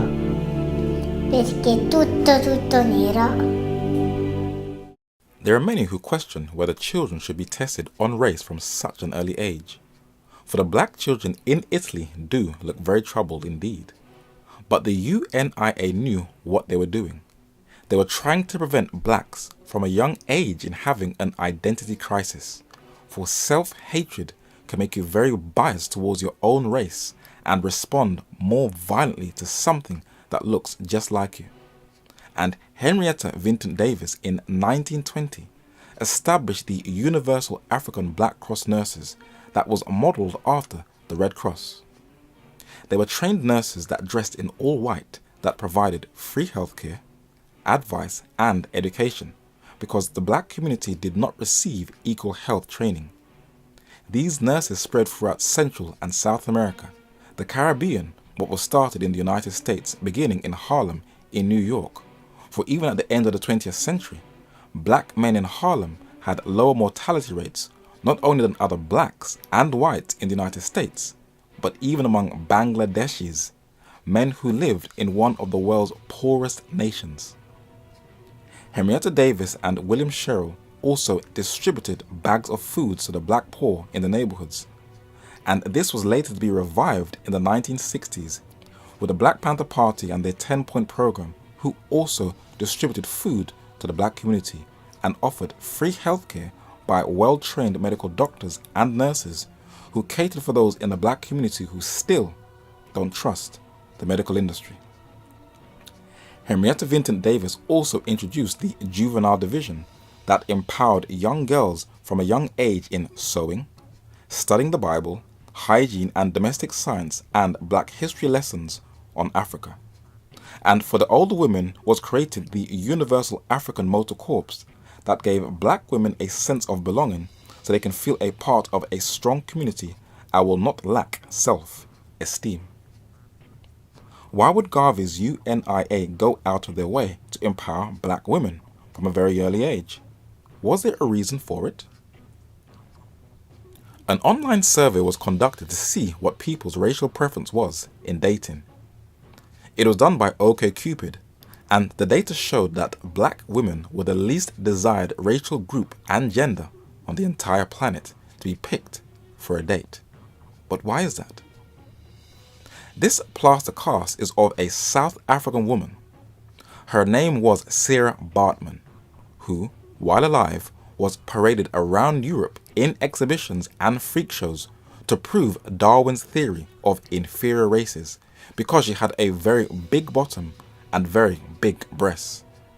But men like Yves Saint Laurent, the late French fashion designer, wanted to change people's perceptions by being the first to introduce black models in fashion shows in the 1960s.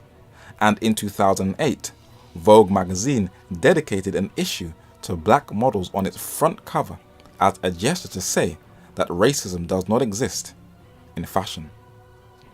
More recently, 2 photographers have been working on projects to show that there is beauty in all of the races. For in every racial group, they each think that they are better looking or superior than all the others, which is foolishness. I wonder who made them feel that they were God. But whether we want to admit it or not, European beauty is the set standard for the world. Just type in beautiful women on Google and see which race comes up the most frequent. And other races that includes black women model themselves after the Eurocentric look. But in Asia, European colonialism has left a deeper impression than anywhere else on earth, where in India, all the top models are all light-skinned, and they use skin lightening creams to make their skin more pale and more white, which is quite strange because whites go on holiday to get tans to make their skin more dark. And in the Far East, there are even skin lightening cream adverts that shows black skin as a sign of ugliness that caused quite a lot of controversy, but it shows how ingrained the thinking is. And when Ariana Miyamoto, who won Miss Universe in 2015 representing Japan, she received online criticism by the Japanese for being a hafu and not a full-blooded Japanese, for her mother is Japanese and her father is African American, though she was born in Japan. When this model won Miss France in 2014, she also received a lot of racist abuse. For though she is half white, they didn't believe her face should represent France. But even in the black community, black women have been degraded, especially via the hip-hop culture, who have treated women as nothing more than sexual objects and whores. But what may shock people is that women allow themselves to be degraded. For the woman who is in red, who is standing in the background, LaShawna Stanley, has a modeling agency who provides the women to be in some of the most sexually graphic videos. And if you carefully look at music videos coming from the United States over the years, you may observe that the women tend to be all of one complexion. They're all light-skinned, and it does cause a problem. For when the narrator over the years would invite light-skinned women to church, you could see the dark-skinned women giving them dirty looks. Many will say it is the music industry's fault, but I totally disagree. Rosa Parks, who is light-skinned, is one of the iconic figures of the civil rights freedom movement, famous for not giving up her seat to a white passenger. But she was not the first. Newsweek magazine says before Rosa Parks, there was Claudette Colvin. She was a lot darker skinned than Rosa Parks, but for some strange reason, she has been overlooked and nobody even knows about her. Why is that? The New York Times said instead of being celebrated, Miss Colvin has lived unheralded in the Bronx for decades, initially cast off by black leaders who feared she was not the right face for their battle. Or to be blunt, she was too dark to be used to represent the struggle of the black community. And the reason why Henrietta Vinton Davis, who was very light-skinned and could pass for white, and Marcus Garvey, who was very dark-skinned and descendant of the Maroons, created these empowering groups for both black men and women was to avoid all that ridiculous complexion bickering among blacks. But this dream of a black world empire was to be short-lived, for Garvey did not just have enemies within the US government. His greatest enemy was himself, for he took advice from no one. And where no counsel is, the people fall. But in the multitude of counselors there is safety. And while many Garvey fans are adamant that the white establishment single-handedly brought him down, Garvey said that his most deadly opponents were not whites, but blacks. For jealousy, a characteristic trait that humanity has sadly inherited from the fallen cherub, the son of the morning. Though it has affected all races, in the black community it is known as the crab mentality, where once an individual strives to succeed in life, others attempt to discourage them and hinder their growth. And Garvey described this mentality as thus: most of the troubles I have had in advancing the cause of the race have come from the Negroes. The greatest stumbling block in the way of progress in the race has invariably come from within the race itself. Having had the wrong education at a start in his racial career, the Negro has become his greatest enemy. Booker Washington aptly described the race in one of his lectures by stating, "We were like crabs in a barrel, that none would allow the other to climb over, but on any such attempts, all would combine to pull back into the barrel the one crab that would make the effort to climb out." I am of the opinion that the group of whites from whom communists are made in America, as well as trade unionists and members of the Workers' Party, is more dangerous to the Negro's welfare than any group at present. The Negro should keep shy of communism or the Workers' Party in America. Karl Marx, whose ideas spread global after his death, is what the US-led Cold War was in aid of, to crush it. Marx, who believed in preserving the forced labor and servitude of the black race and was against the abolition of slavery, may have been surprised, if he was alive during the Cold War, to see that these same blacks would embrace his ideas as their worldview. The humanist ideas of Marxism attracted black intellectuals in North America and in the Caribbean, where the sickle and the hammer became a recruitment drive for descendants of slaves that made them even more of a target by Western powers. And atheistic communism made these blacks' hearts more hardened and very hostile to Christianity. Now, why is that? There are photographs after the Emancipation Proclamation from the southern states of North America of white men, women and children with dead corpses of black people hanging from a rope like they are game from a hunt. Some of these blacks were even killed for whistling at a white woman. The photos look very eerie and unsettling, for this was an era called the Bible Belt, the Protestant stronghold of the United States, so-called devout Christians. Were these Southerners, who were mostly of English descent, aware of the rich heritage that they inherited, that from left to right men like Hugh Latimer, Nicholas Ridley, John Rogers and Archbishop Thomas Cranmer were all martyrs in 16th century England who gave their life so that the English people could be free from ecclesiastical tyranny? Did these martyrs' descendants actually know what is a Protestant? The best authority, Scottish historian J.A. Wiley, tells us that it is true, no doubt, that Protestantism, strictly viewed, is simply a principle. It is not a policy. It is not an empire having its fleets and armies, its officers and tribunals, wherewith to extend its dominion and make its authority obeyed. It is not even a church with its hierarchies and synods and edicts. It is simply a principle. But it is the greatest of all principles. It is a creative power. It penetrates into the heart and renews the individual. In a word, Protestantism is revived Christianity, says Wiley. Today, factions of Donald Trump supporters have shifted from that position and have racialized Protestantism like their new swinging forebears.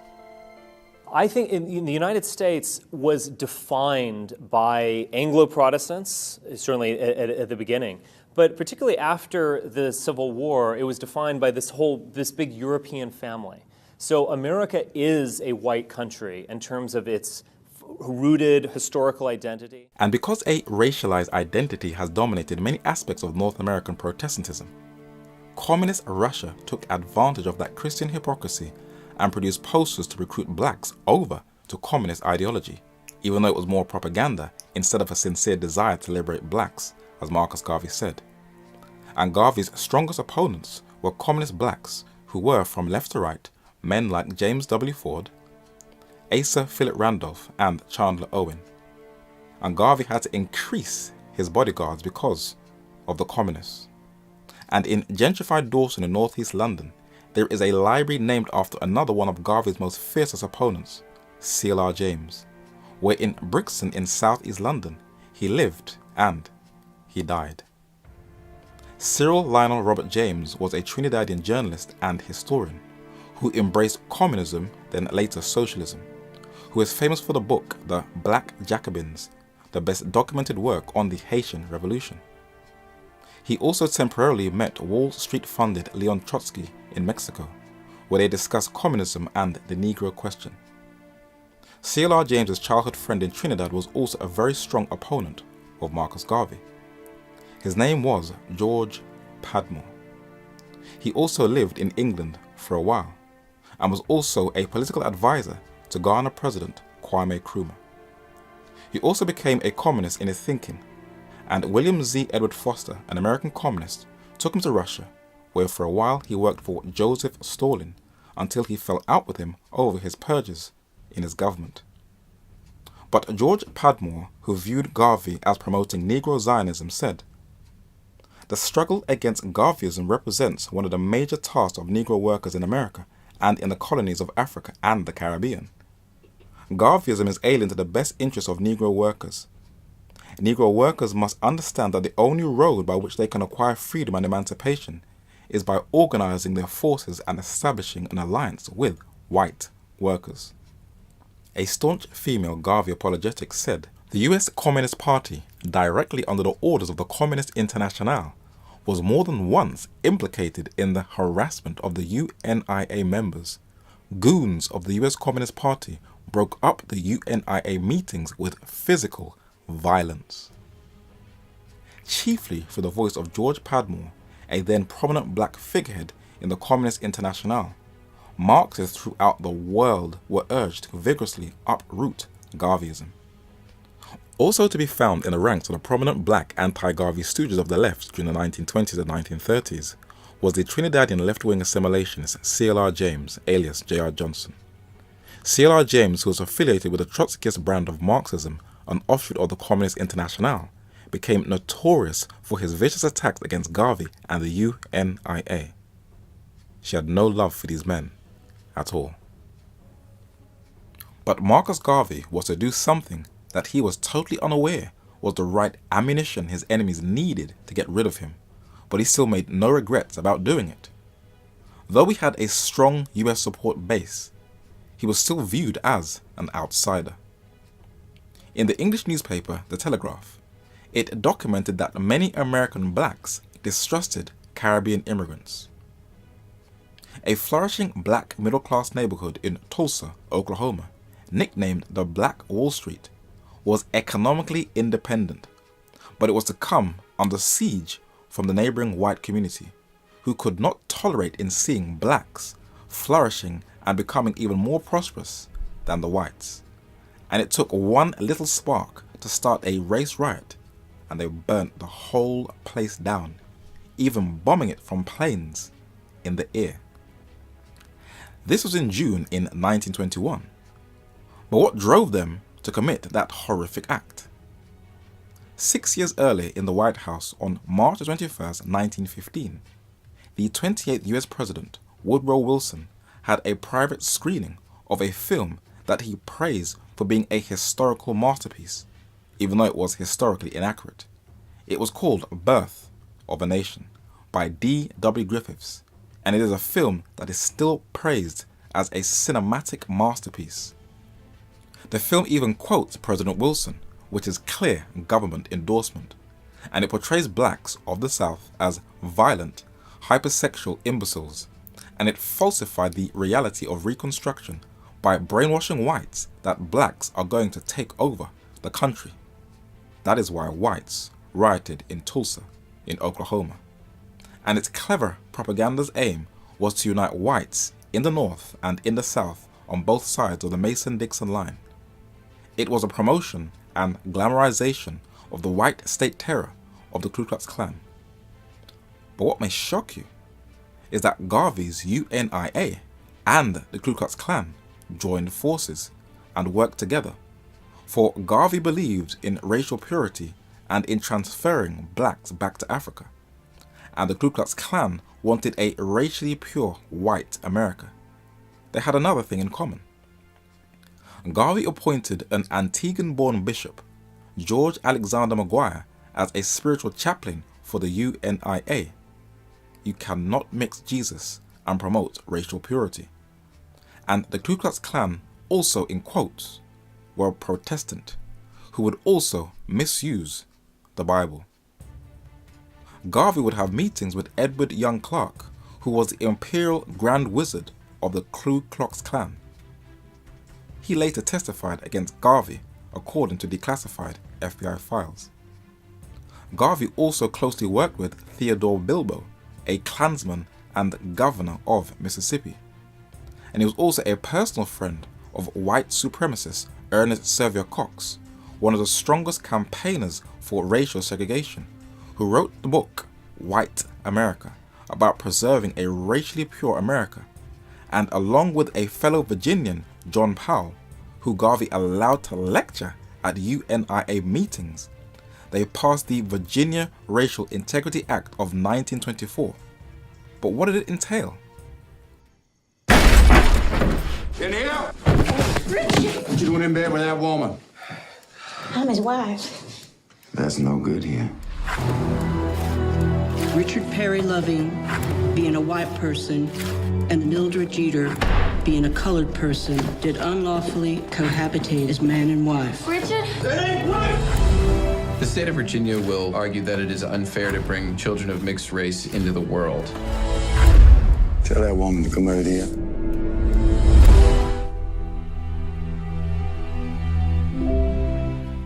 Garvey's UNIA said that our members are reading and studying White America, and many of the members have said that White America should be in every Negro's house alongside the Bible. That's crazy. This is black people endorsing white supremacy ideology. Garvey said that between the Ku Klux Klan and the Morphle Story National Association for the Advancement of Colored People, give me the Klan for their honesty of purpose towards the Negro. Mr. John Powell of the Anglo-Saxon Clubs of America represents a body of men and women for whom I maintain the greatest respect because of their honesty and the lack of hypocrisy.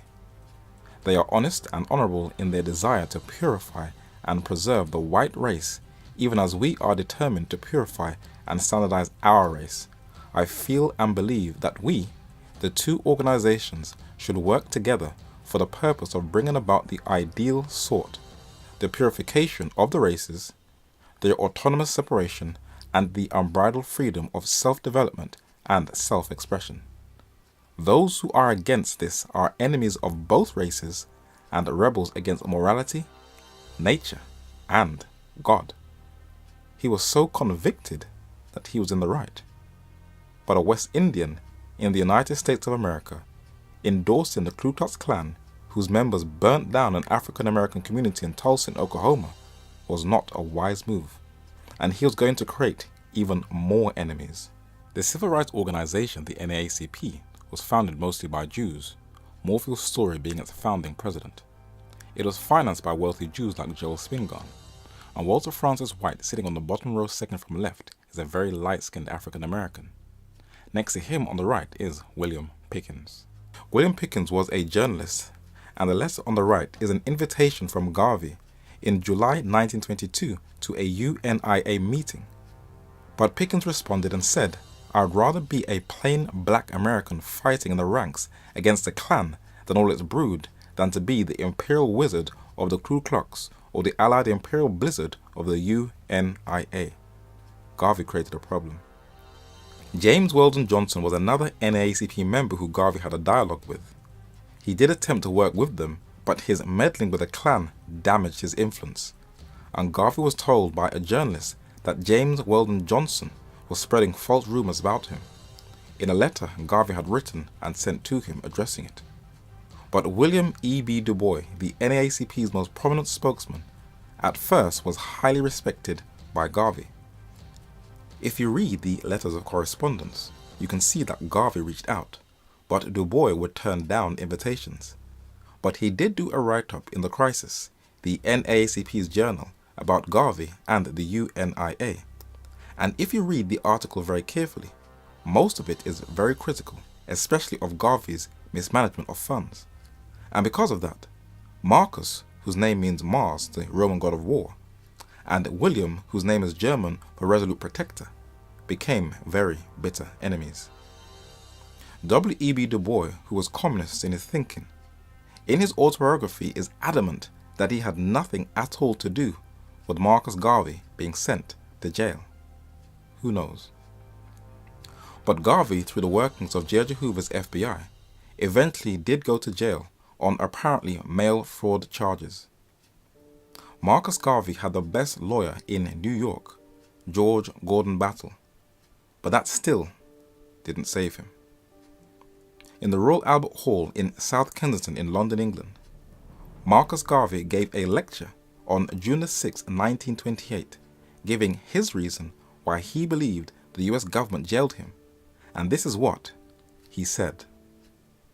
There was a great rubber shortage from 1922 up till 1925 on the part of the Americans.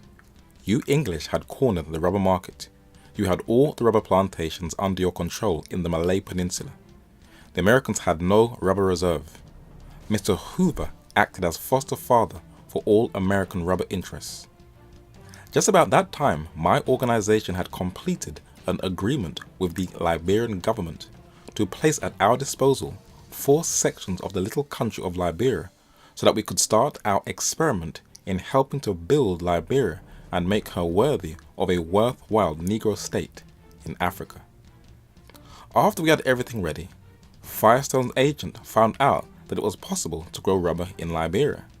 He, therefore, influenced the president of Liberia, Charles King, the man who had entered into a secret agreement with us, to abrogate the contract between his government and my organization, and to place at his Firestone's disposal the land that was given to our organization. They also gave Firestone 1 million acres of land, which they placed at our disposal for colonial purposes. Firestone was backed by Mr. Hoover, the Secretary of Commerce in America.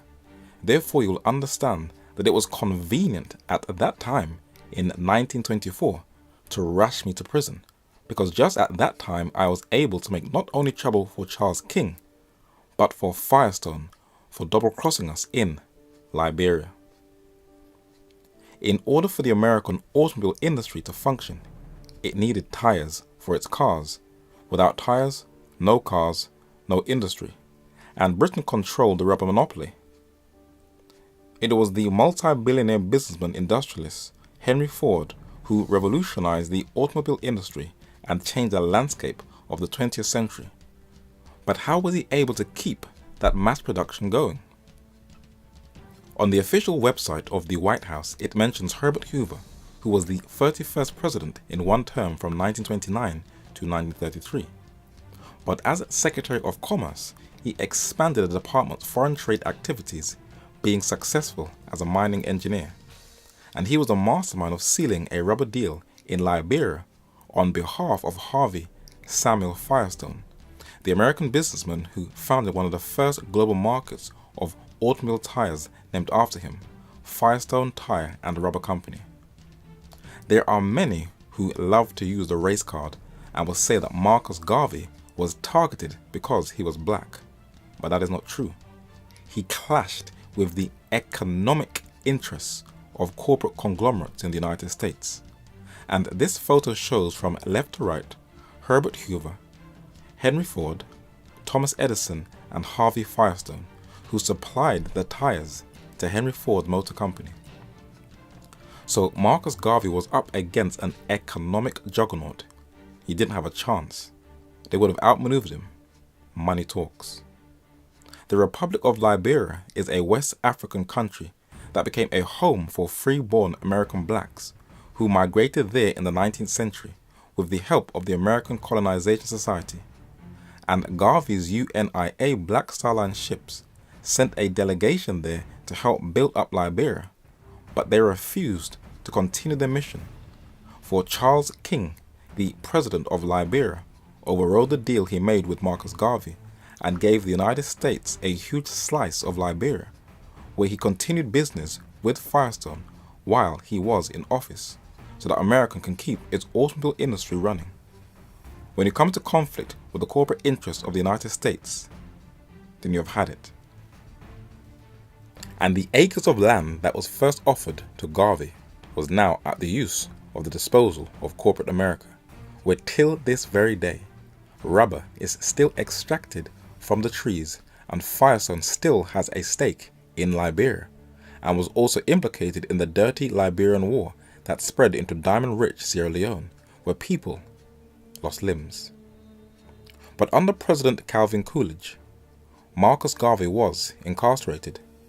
But as he was in ill health, suffering from bronchial asthma, if he was to die in jail, he would become a martyr and it would electrify the UNIA. So released him early. He was deported back to Jamaica, where 500 blacks stood in the rain to bid him farewell from New Orleans in November 1927. He found no luck in continuing his vision in Jamaica, so he made his way to London, in Kensington, where he attempted to resuscitate his dream of a black empire.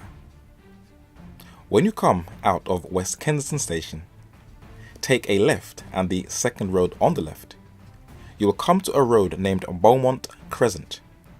It was here that he continued the UNIA, and his name, now fading, is on the left of the front door, and on the right is a plaque dedicated to the organization that was once run from that building. But this dream was to be short-lived, for on Tolgarth Road, hemmed in from the rise of another war, and unable to communicate his ideas to the outside world, Marcus Mosiah Garvey Jr. died from a second stroke in 1940 at the age of 52. His dream of a Cushite utopia died with him. His body was taken to Kensal Green Cemetery in West London, but he did not receive a burial.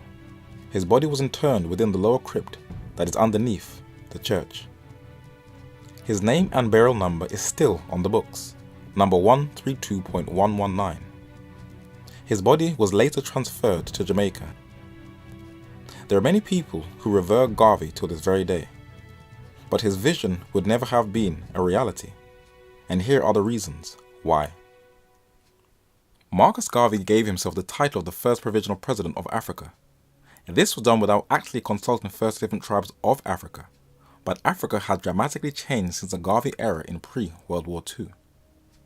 The World Economic Forum conducted a study on the economic growth of different regions, and Africa is the second fastest growing continent in the world, with about 6 of the fastest growing economies in the world. But, as it is rich in abundance of minerals, the continent of Asia has capitalized on its vast wealth and natural resources, and many of the indigenous people of Africa do not even benefit of what is under their own soil. Now, why is that? Because Africa's resources, according to CNN, fuel the entire world. Its jewelry consists of half of the world's diamonds, 3/4 of the world's platinum, and 1/5 of its gold. There is black gold, which is petroleum or oil. The electronics we have today, non- and rechargeable batteries, electricity that is made up of coal, gas, and uranium. Most of the world's platinum and rhodium that helps to make cars is from Africa, as well as the jet engines for airplanes come from the metals in Africa.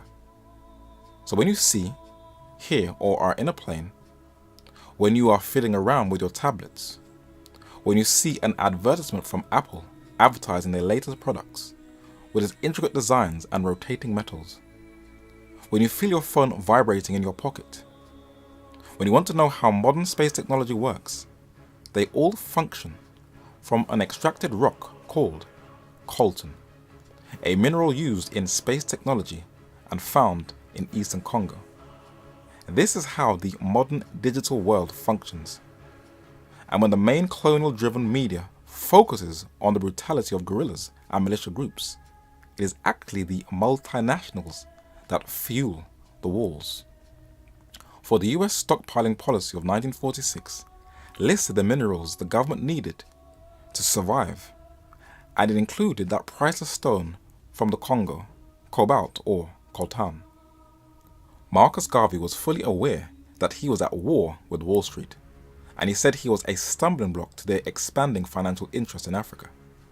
He said that at the start of my agitation, white statesmen and capitalists holding investments directly or indirectly in the diamond, rubber, ivory, wool, cotton, gold, palm oil and other interests in Africa instructed their newspapers such as the New York Times of New York City, the Manchester Guardian of Manchester, England, and their continental and colonial organs and associate syndicate to cast ridicule upon the idea and portray me as a clown, buffoon, ignoramus, cheat, and impossible person.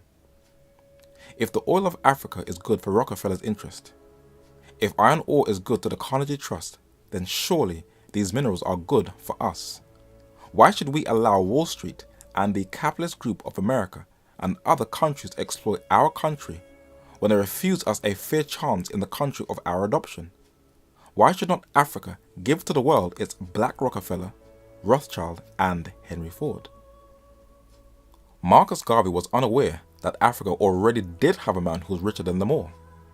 The video game Sid Meier's Civilization 4 has a character called Mansa Musa, a 14th century West African king who is the richest human being in all history. So there is nothing to actually achieve, for it has already been accomplished. And this was a study that was compiled by Celebrity Net Worth, that he was richer than both the Rothschild family and John D. Rockefeller. So Garvey wanted something that preceded him by centuries. Garvey wanted to revive a golden age that was long gone. It was a dream, not a reality. For even though all libraries and courses are scant on this history, data has shown that blacks already had the first and oldest kings. They built colossal monuments whose mathematical precision still baffles scientists and engineers today. They navigated the sea and built the first empires in Central America and left a number of colossus heads as lasting evidence. So Garvey wanted to achieve something that was already accomplished. But if anyone knows anything about history, civilizations rise, then they fall. That has always been the order of things. In North, Central and South America, the current indigenous population can no longer build huge complexes in the mountains overseeing the clouds as in the civilization of Machu Picchu in Peru. Neither can they put huge rocks together and merge the blocks with such mathematical precision. That wisdom is now lost. Can the Nigerians, when visiting the British Museum, carve these same levels of artistic genius from metal and ivory as their medieval forebears?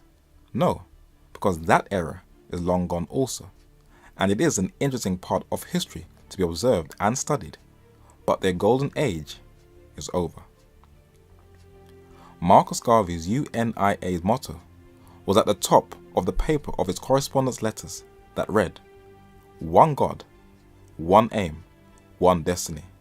And it also said he created of one blood all nations of men to dwell on the face of the earth, a quote from Acts chapter 17 and verse 26. But you can't quote a scriptural passage that is catered to every race, then have a movement that is designed for one single race. That is a contradiction in itself. You can't mix Jesus with preserving racial purity. Jesus came to break all those deep-rooted cultural barriers down. In John chapter 4 and verse 9 it reads, "Then saith the woman of Samaria unto him, How is it that thou, being a Jew, ask us drink of me, which am a woman of Samaria, for the Jews have no dealings with the Samaritans. He was laying a foundation for the disciples. For when a vision was given to both Cornelius, a Gentile, and Peter, a Jew, it records the words of Peter in Acts chapter 10 and verse 28.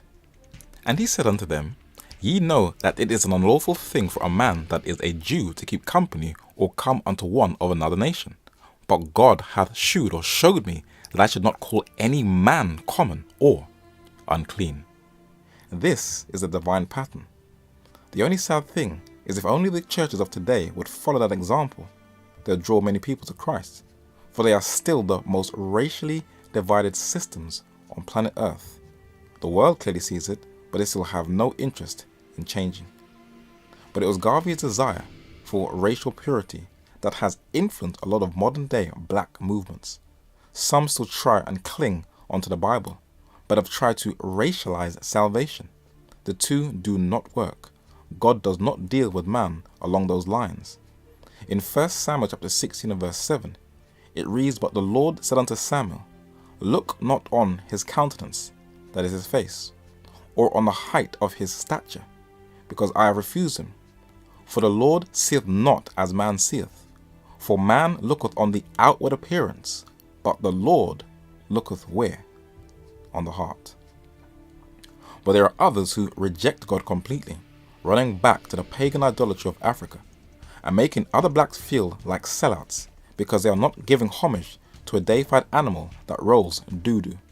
I mean, come on now, it's doo-doo, it smells. That is the foolishness people want to embrace when they want to go back to the worship of nature. The late Dr. Ben was one of the early advocates of this movement. He would fight down the Bible and say it was an allegory. That's a Gnostic argument. But like all the so-called respected black intellectuals, they just hijack white people's arguments and repackage it to the black community like it is an original concept. He followed the teachings of Gerald Macy, the 19th century discredited English poet and writer on spiritualism in ancient Egypt, who just expounded Gnostic philosophy. The modern black Egyptologists also declare that the triad deities of Isis, Horus and Osiris is where the Godhead in the Bible is from. That is a stolen argument from Ralph Cudworth, a 17th century Cambridge-educated English classicist and Platonist. Their arguments have not got one iota of originality in them, just plagiarized ideas that have all been refuted. And even Elijah Muhammad, also an early follower of Garvey, followed the teachings of a white man known to the FBI files as a scam artist, Wallace D. Fard, who taught that the white man is the devil and that Christianity is a white slave master's religion, an argument that many whites still use against blacks to this very day. I mean, I never understood why black people wanted to adopt the God of the slave master to begin with. No, it's the exact opposite. As we draw this study to a close, let us clear up some unchallenged issues. Whenever we hear the name of Jesus, the image that instantly comes into our thoughts is this one. Let's keep it real. Let's not try to be politically correct. You know it's true.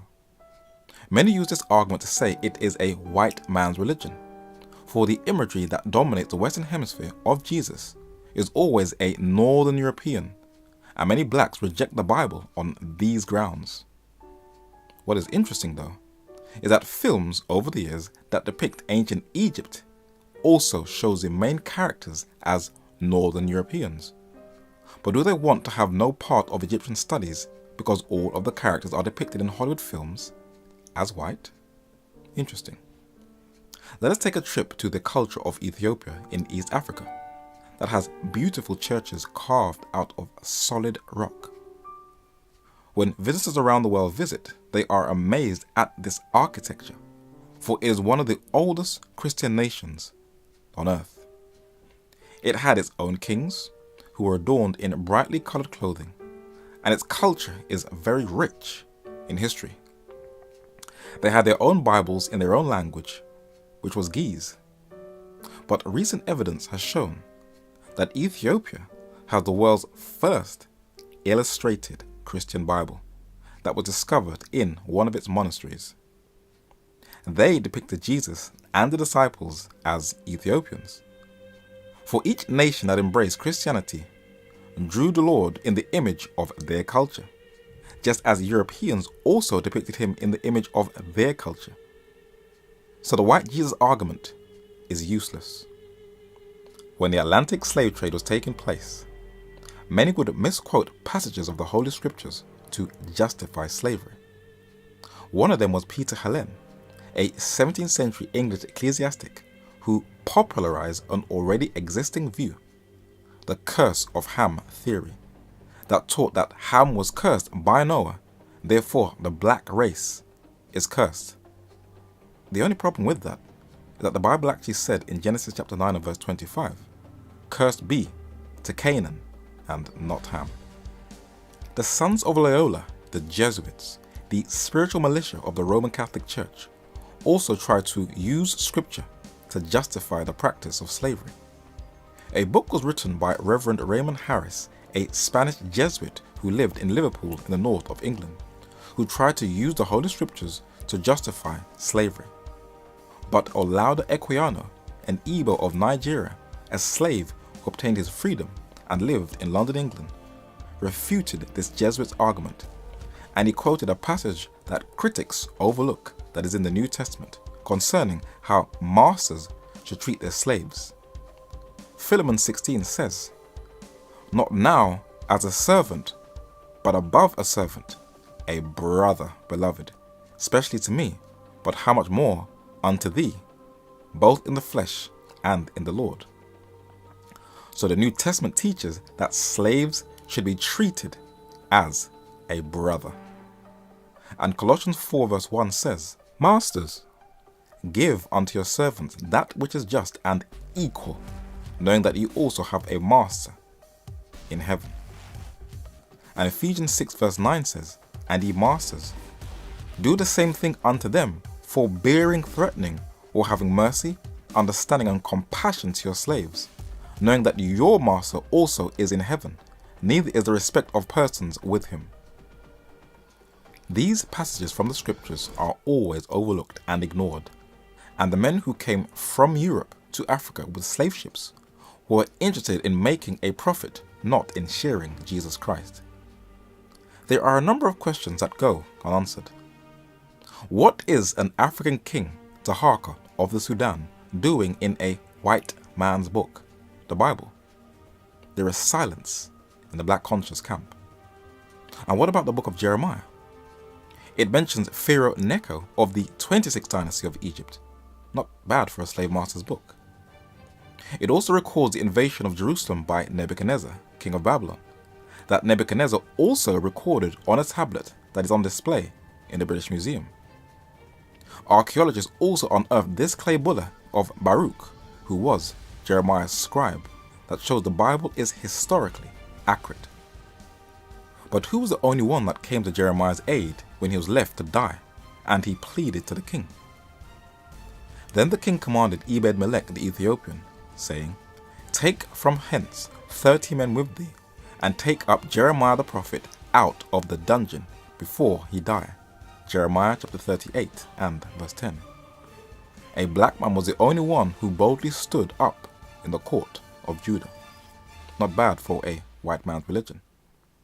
So the question I leave with you: black consciousness versus Christ's righteousness, or the philosophy of man versus the word of God? That is a choice I will leave to you. You can now take off your seatbelts.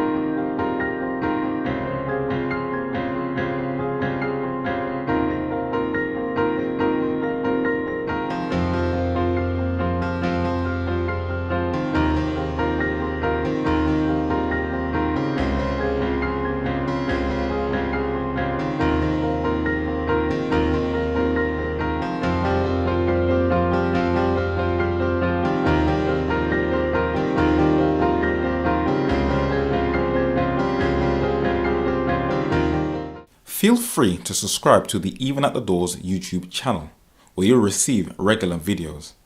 And you can follow us on Facebook and Twitter by clicking on the links below. I would just like to thank all those who have sent donations that have kept this ministry afloat. And if you would like to continue to support this work, also click on the link below.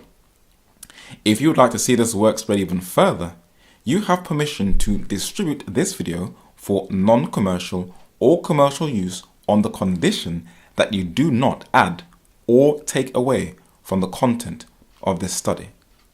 Thank you.